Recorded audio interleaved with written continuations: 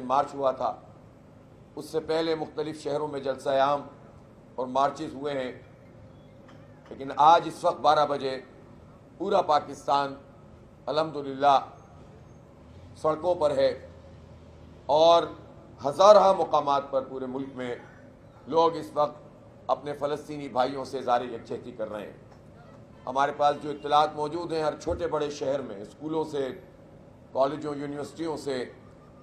بار سے اور اسی طرح دیگر دفاتر سے اور گھروں سے لوگ نکلے ہوئے ہیں، خواتین بھی ہیں، مرد بچے بھی ہیں، اور وہ اپنے فلسطینی بھائیوں سے اظہار یکجہتی کر رہے ہیں۔ میں ایسے تمام لوگوں کو خراج تحسین پیش کرتا ہوں۔ جماعت اسلامی نے اس مسئلے پر جو غزہ کا مسئلہ ہے، یہ نہیں سوچا کہ یہ ایک پارٹی کا معاملہ ہے اور جماعت اسلامی اس میں کوئی کریڈٹ لے،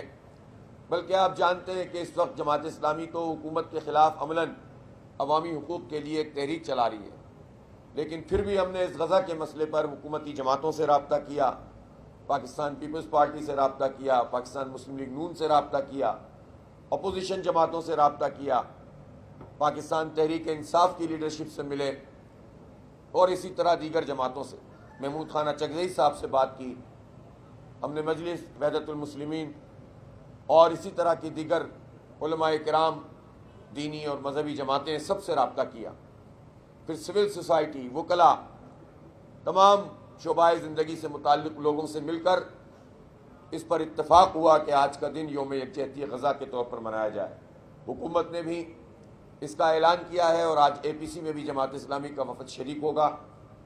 اور ہمارا مطالبہ یہی ہے کہ پاکستان کی جو اہمیت ہے،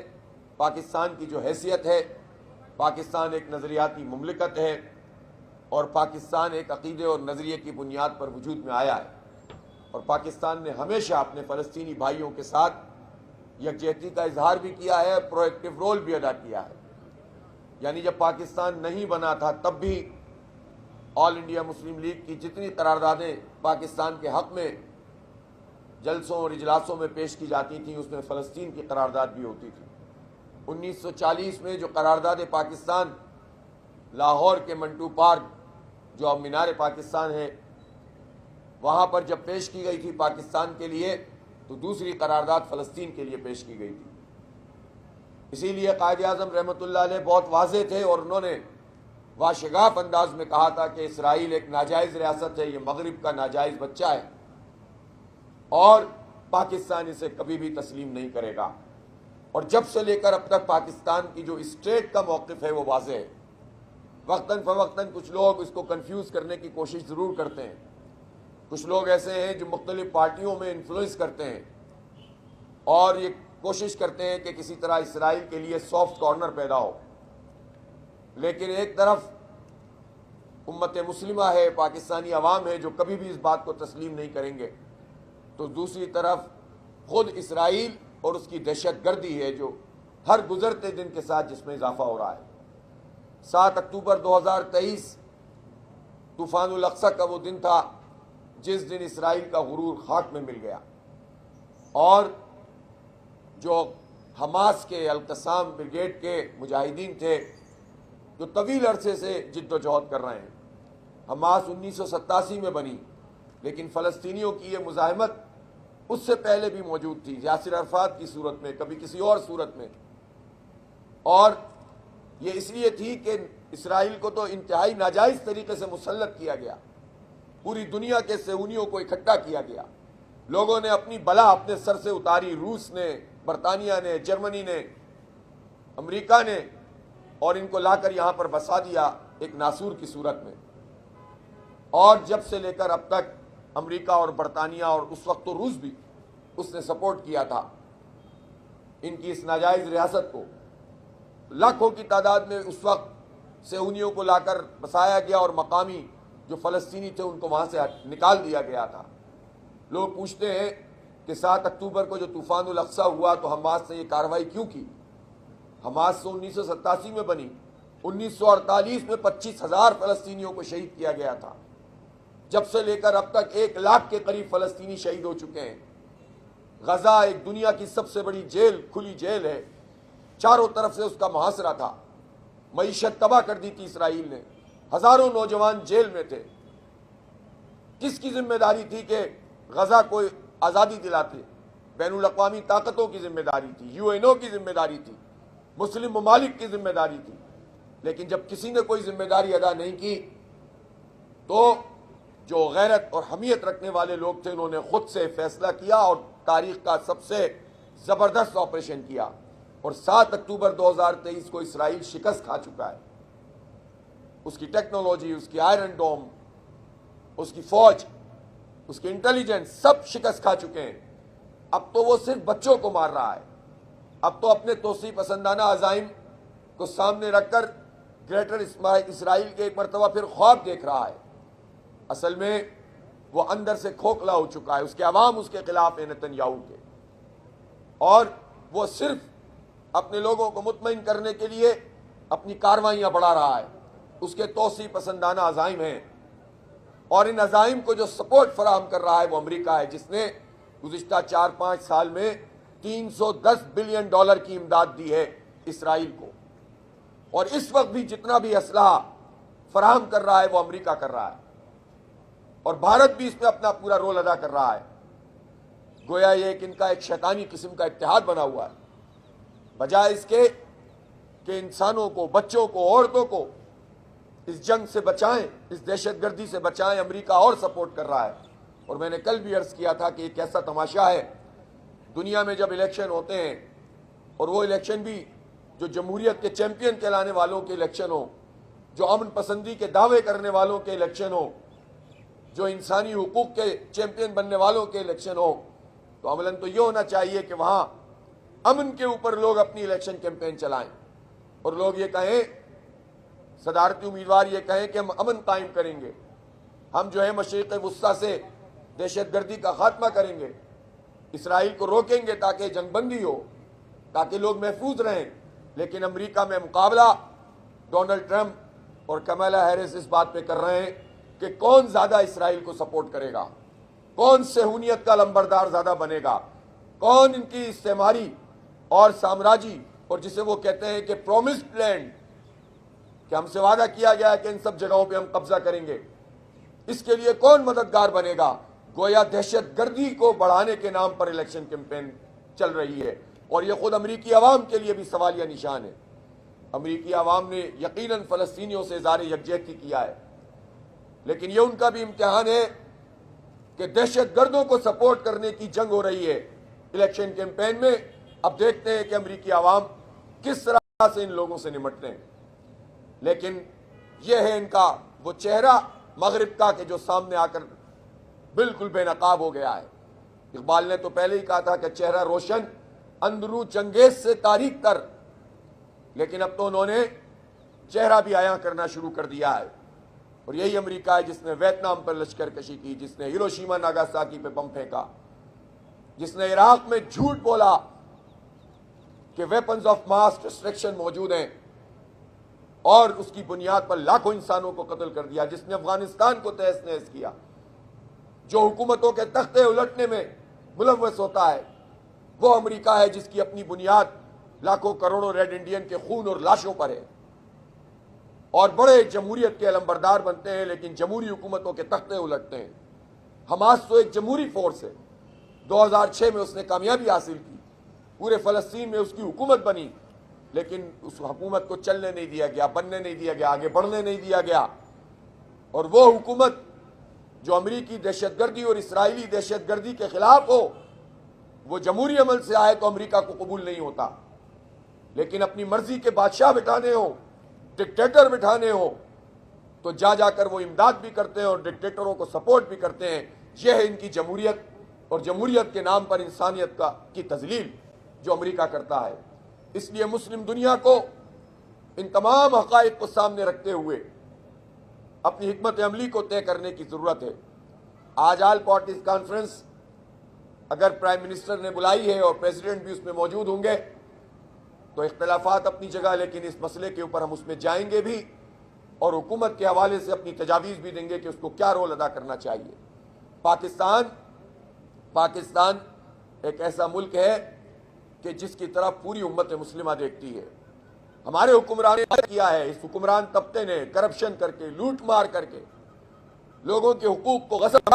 کیا ہے کہ ہم تو بہت بھکاری ہیں اور ہم تو کوئی بات ہی نہیں کر سکتے، ہماری معیشت بہت خراب ہے۔ ہماری معیشت کب اچھی تھی؟ ہم جب پاکستان وجود میں آیا تھا تو اس کی تعمیر مہاجرین کی آبادکاری کا مسئلہ تھا، مکانی ہو رہی تھی۔ پھر اس کے بعد کوئی چیز ہمارے پاس اس طرح سے آرگنائز صورت میں موجود نہیں تھی، کیونکہ ہم نے ملک ہندوستان کے بیچ سے نکال کر آیا تھا۔ اور اس وقت تو جو سرکاری لوگ ہوتے تھے وہ بھی پنوں کی صورت میں جوڑ کر گزارا کرتے تھے۔ اس وقت پاکستان اسرائیل کے خلاف اور فلسطین کے حق میں کھڑا ہوا تھا۔ اس وقت تو قائد اعظم کو سب سے زیادہ مغرب کی ضرورت تھی، انہوں نے امریکہ کی اور روس کی پاکستان کو، کہ جس کے بارے میں یہ طے کر لیا تھا کانگریس کا کہنا سروائیو کرے گا، اس پاکستان میں کہا تھا کہ اسرائیل مغرب کی ناجائز اولاد ہے اور اس کو پاکستان کبھی تسلیم نہیں کرے گا، اسے ویژن کہتے ہیں۔ تو معیشت کا ڈراوا دکھا کر پہلے خود معیشت تباہ کرتے ہیں اور پھر اس کے بعد اس تباہ شدہ معیشت کو سامنے رکھ کے کہتے ہیں کہ نہیں ہم کچھ نہیں کر سکتے، تو پھر کشمیر سے بھی وڈرا ہونے کی کوشش کرتے ہیں اور فلسطین کے موقف سے بھی وڈرا ہونے کی کوشش کرتے ہیں۔ ہم آج انشاءاللہ اپنا پورا مقدمہ فلسطینیوں کا مقدمہ نہیں ہے، یہ پاکستان کا مقدمہ ہے، یہ سعودی عرب کا مقدمہ ہے، یہ ایران کا مقدمہ ہے، یہ لبنان کا مقدمہ ہے، یہ تمام امت مسلمہ کا مقدمہ ہے، یہ ہر باضمیر انسان کا مقدمہ ہے جو فلسطین کا مقدمہ ہے۔ ان کو گھروں سے بے دخل کیا گیا ہے، انسانیت کو کچلا گیا ہے، جینوسائیڈ کیا گیا ہے۔ تو یہ مقدمہ یہ کسی پارٹی کا اور ملک کا نہیں ہے۔ تو انشاءاللہ تعالیٰ اس مقدمے کو لڑیں گے، پوری موقف کو بیان بھی کریں گے، اور ہم یہ چاہیں گے کہ یہ طے ہو کہ ایک بڑی سمٹ اسلامی ممالک اور لائک مائنڈڈ ممالک کی بلائی جائے، فوجوں کے سربراہان کو بھی بلایا جائے۔ اب وقت آ گیا ہے کہ اسرائیل کو ایک واضح میسج ملنا چاہیے۔ بہرحال میں خراج تحسین پیش کرتا ہوں جماعت اسلامی کے تمام کارکنوں کو، جنہوں نے آج کے اس پروگرام کے لیے جو پورے پاکستان میں بیک وقت بہت ساری جگہوں پہ ہو رہا ہے اس کو منظم کیا ہے، آرگنائز کیا ہے، میزبانی کی ہے۔ اور میں پاکستان کے عوام سے، پاکستان کے نوجوانوں سے، خواتین سے یہی درخواست کرتا ہوں کہ اپنی یہ سپورٹ فلسطینیوں کے لیے جاری رکھیں، اس کو پہنچاتی ہیں اس کا بٹ کریں، حکمرانوں پر دباؤ کر پوری میں انشاءاللہ تعالی سے راستے۔ اور یہ کہنا چاہیے بالکل عالمی جنگ کی طرح کی صورتحال اس کا اس کی سوٹ کر رہا ہے۔ میں ملک سے بھی کہتا ہوں کہ وہ میں اس لیے کہ پھر کوئی یہ خاموشی اختیار کرے رکھنے کی کوشش کرے گا، یا جو ان کا ابراہیم کوئی پلان آیا ہے اس کے ذریعے سے وہ پنپ سکتے ہیں، تو اسرائیل کبھی بھی کسی کو نہیں پنپنے، آج نہیں تو کل اور کل نہیں تو پرسوں۔ جس چیز کو ذلت کے ساتھ قبول کرنا ہے آج عزت کے ساتھ مزاحمت کو کیوں نہیں قبول کرتے اور کیوں نہیں مقابلہ کرنے کی ٹھانتے؟ اسرائیل کھوکھلا ہے، وہ لڑ نہیں سکتا، فوجوں سے نہیں لڑ سکتا، لیکن اس کے لیے متحد ہونا پڑے گا۔ آخر میں کہنا چاہتا ہوں کہ یہ شیعہ سنی تفریق، یہ مسلک پرستی کی تفریق ختم کی جائے۔ ایسی تمام قوتیں جو خود ہمارے ملک میں موجود ہیں ان کی بھی یہ ذمہ ہے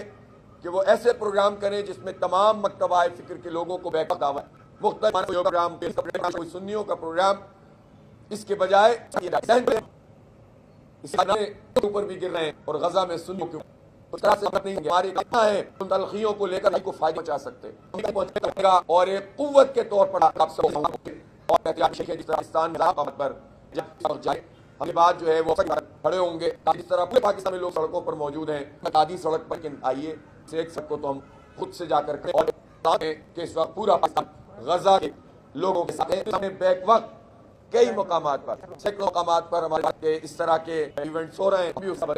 اعوذ باللہ من الشیطان الرجیم، بسم اللہ الرحمن الرحیم۔ آج 7 اکتوبر اور اس کی فلسطین میں اس کا 1 سال مکمل ہو گیا ہے، اور اس 1 سال میں اس نے 50,000 کے قریب لوگوں کو غزہ میں شہید کیا ہے۔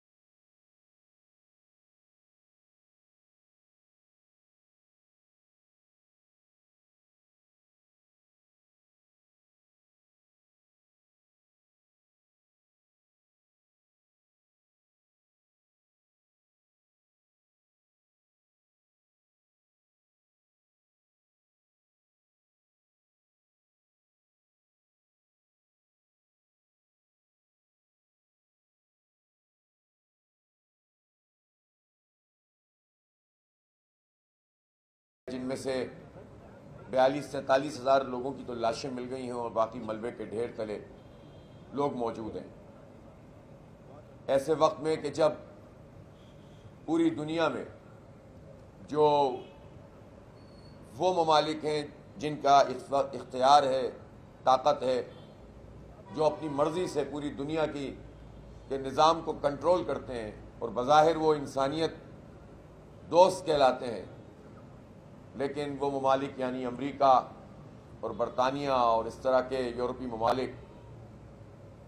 وہ اسرائیل کی عملاً سرپرستی کر رہے ہیں۔ چند ملکوں کو چھوڑ کر جنہوں نے اپنے ضمیر کی آواز پر اسرائیل کے خلاف کیس بھی کیا اور وہ مجرم بھی قرار پایا ہے، وہ جینوسائیڈ کا مرتکب ہوا ہے، لیکن امریکہ مسلسل اسرائیل کی سپورٹ کر رہا ہے اور بدقسمتی سے مسلم حکمران وہ کردار ادا نہیں کر رہے جو انہیں ادا کرنا چاہیے تھا، جس کے نتیجے میں ہمارے بچے اور عورتیں اور جوان اور بزرگ شہید ہو رہے ہیں۔ ہم اپنے فلسطینی بھائیوں کو تنہا نہیں چھوڑ سکتے، ہم ان کے ساتھ مل کر لڑ نہیں سکتے تو ان کے لیے آواز بلند کر سکتے ہیں۔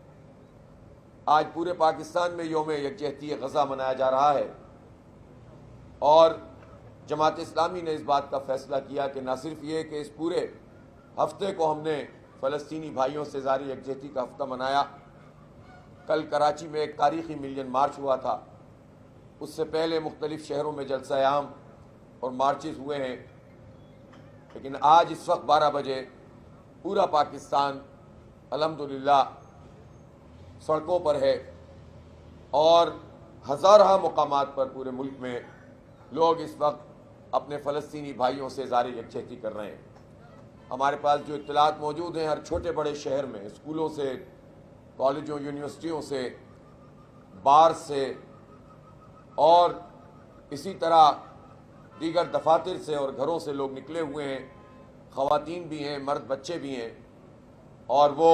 اپنے فلسطینی بھائیوں سے اظہار یکجہتی کر رہے ہیں۔ میں ایسے تمام لوگوں کو خراج تحسین پیش کرتا ہوں۔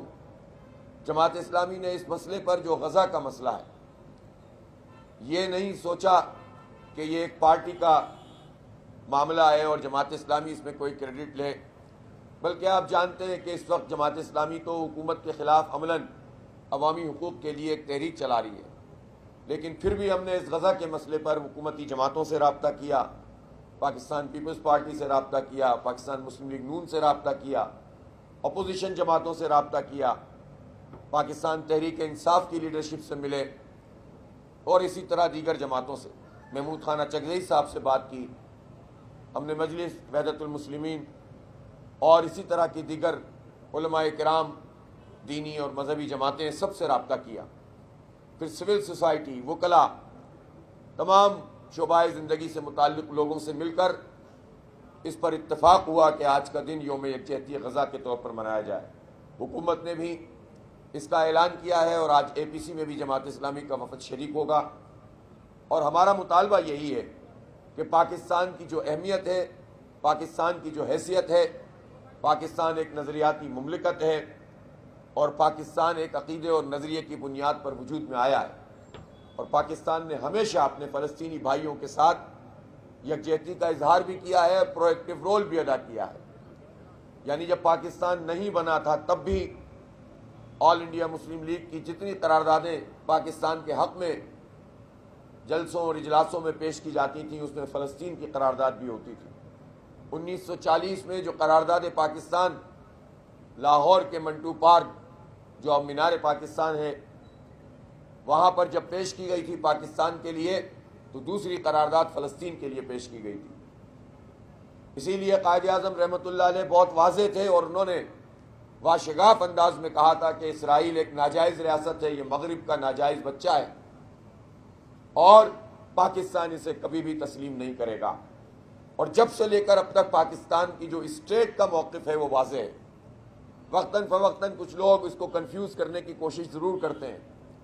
کچھ لوگ ایسے ہیں جو مختلف پارٹیوں میں انفلوئنس کرتے ہیں اور یہ کوشش کرتے ہیں کہ کسی طرح اسرائیل کے لیے